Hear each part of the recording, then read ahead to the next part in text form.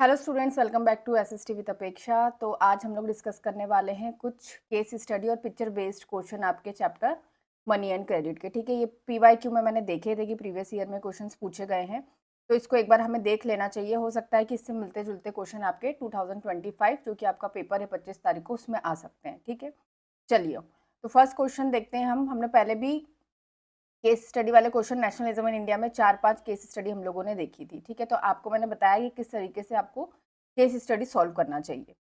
Read the following source and answer the question that follow. ठीक है, आपको source को रीड करना है और फिर आपको क्वेश्चन आंसर को सॉल्व करना है। 2021 और 2022 में ये क्वेश्चन आपका पूछा गया था। ठीक है, चलो पढ़ते हैं। A house loan, Megha has taken a loan of ₹5 lakh from the bank to purchase a house. ठीक है, एक हाउस लोन लेती है मेघा। ठीक है, has taken loan of ₹5 lakh, उसका अमाउंट कितना है? 5 लाख है।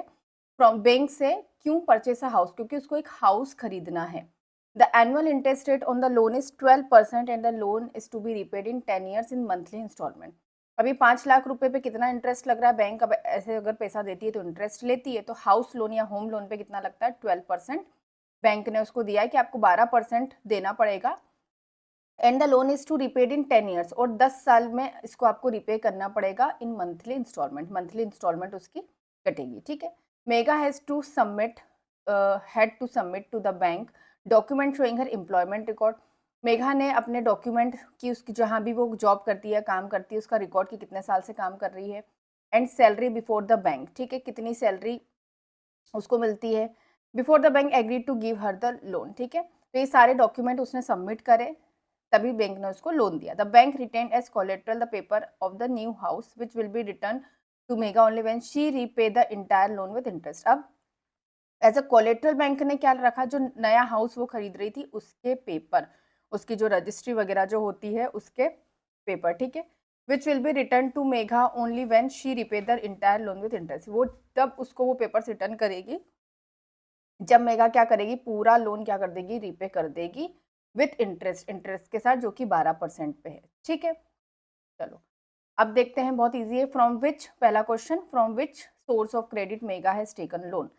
कौन से सोर्स से मेगा ने लोन लिया है? ठीक है, तो यहाँ पे हम बैंक या फिर फॉर्मल सोर्स, अब यहाँ बच्चे कंफ्यूज हो जाएंगे कि कौन से सोर्स से लिया है। ठीक है, तो बैंक भी लिख सकते हैं, तो या तो दोनों आंसर लिख दीजिए, फॉर्मल सोर्स ब्रैकेट में आप बैंक लिख सकते हैं। ठीक है, क्योंकि इनफॉर्मल सोर्स तो है नहीं बैंक।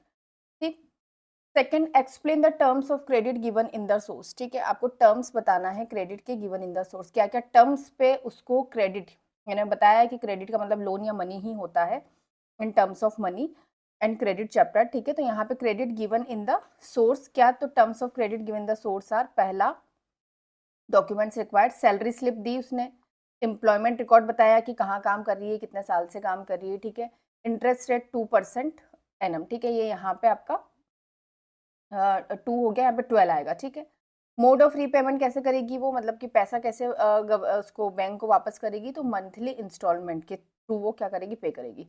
कोलेट्रल क्या दी उसने? न्यू हाउस पेपर, जो जिस हाउस को खरीदने के लिए उसने लोन लिया था, उसी हाउस के जो पेपर, जो उसकी रजिस्ट्री है, वो उसने बैंक के पास रखी है, कोलेट्रल लेती है। ठीक है, हो सकता है उसके पास कोई पुराना घर भी होता है, या वो दूसरा नया घर खरीदती तो पुराने हाउस के पेपर बैंक लेती, या कोई ज़मीन होती, उसके पास खेत होता, लैंड होता, तो वो भी एज अ कोलेट्रल वो बैंक को दे सकती थी। ठीक है, तो ये बहुत, देखो, बहुत ईजी केस स्टडी थी, इसमें ऐसा कहीं कुछ भी नहीं कि जो हमें टफ लगे।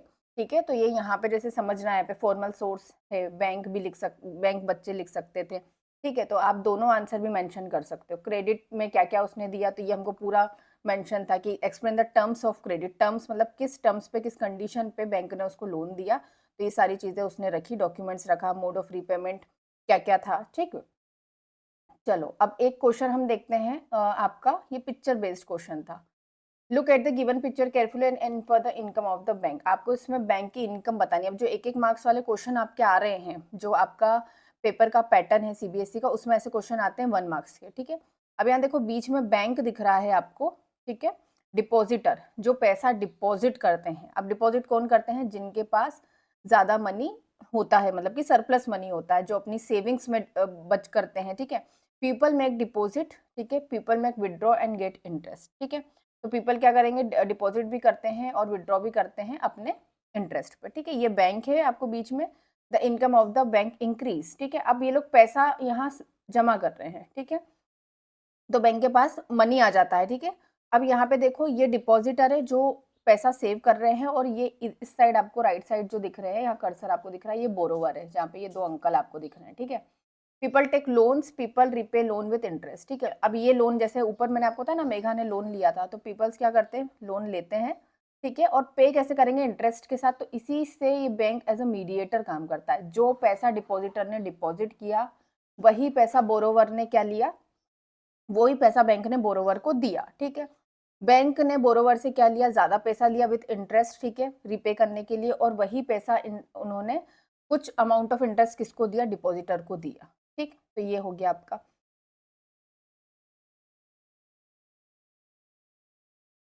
अब देखो यहाँ पे क्वेश्चन है, choose the correct option from the following. The difference between the amount deposit and borrowed by the bank to reserve bank of India. अब इसमें आपको बताना है कि कौन सा ऑप्शन करेक्ट है। जो डिफरेंस होता है अमाउंट डिपॉजिट का एंड बोरोवर का by the bank to reserve bank of India, ठीक। Second, the difference of amount and interest between what is charge from borrower, what is paid to depositor. अब पहले में ये दिया है कि borrowed by the bank to reserve bank of India, तो यहाँ पे कोई ऐसा बैंक मेंशन नहीं किया, जरूरी नहीं है कि वो रिजर्व बैंक ऑफ इंडिया हो, ठीक है। यहाँ पे आपका क्या हो सकता है, कोई दूसरा बैंक भी हो सकता है। The difference of amount of interest between what is charge from borrower and what is paid to depositor. तो यहाँ पे ये डिफरेंस बताना है किसका, between interest between what is charge from borrower and what is paid to depositor. Yes, जो difference होता है कि जो आपका बोरोवर को मिल रहा है और जो डिपॉजिटर क्या कर रहे हैं, डिपॉजिट कर रहे हैं।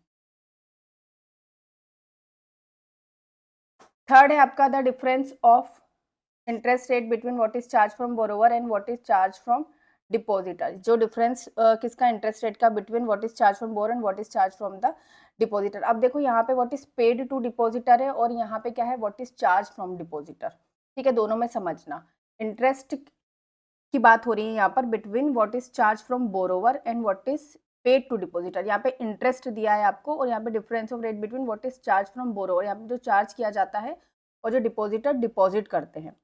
डी दिया है difference between the amount deposit by the depositor and borrowed by the borrower, ठीक है। यहाँ पे डिफरेंस की जो डिपॉजिटर जो डिपॉजिट करते हैं और वो, तो इनका डिफरेंस यहाँ पे कहीं भी नहीं आता है। तो आपका आंसर क्या आएगा इसमें, बी आएगा कि जो डिफरेंस होता है अमाउंट का, इंटरेस्ट का, जो भी चार्ज करती है बैंक बोरोवर से, और जो पेड करती है किसको, डिपॉजिटर को, ठीक है। तो राइट आंसर इसमें आ जाएगा आपका बी। अब देखो सेकंड है इसमें, the following question is for visually impaired candidates only. Question number 22, which of the following is supervise the function of formal source of land in India, ठीक है। तो आपको यहाँ पे बताना है कि फॉर्मल जो कौन चार्ज करता है, ठीक है, सुपरवाइज कौन करता है। सुपरवाइज लिखा है ना, तो सुपरवाइज में यहाँ पर आएगा आपका रिजर्व बैंक ऑफ इंडिया, इसमें आंसर आएगा, ठीक है। तो राइट आंसर क्या हो जाएगा इसमें, ए हो जाएगा, ठीक है। तो ये दोनों केस स्टडी हम लोगों ने समझ ली है, पिक्चर बेस्ड क्वेश्चन भी कर लिया है। तो इसमें आपको क्या करना है, दोनों आप अच्छे से रीड करो, और अगर कोई डाउट आता है तो इसमें आप मुझसे यहाँ पे कमेंट सेक्शन में पूछ लेना, ठीक है। नेक्स्ट वीडियो में मिलते हैं। अगर कोई भी डाउट है तो प्लीज़ ज़रूर पूछिए, बाकी वीडियोस मिस मत करना। Thank you.